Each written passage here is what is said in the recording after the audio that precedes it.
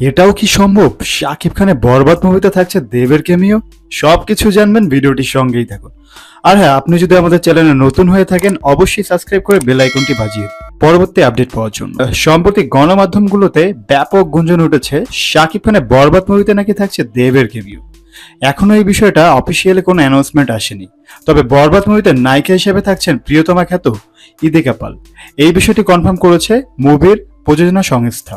তবে দেবের ক্যামিও থাকছে কিনা এই বিষয়ে এখনো কোনো অফিসিয়ালি আপডেট আসেনি। যদি বরবাদ মুভিতে দেবের ক্যামিও থাকে তাহলে বিষয়টা জমে ক্ষীর হয়ে যাবে।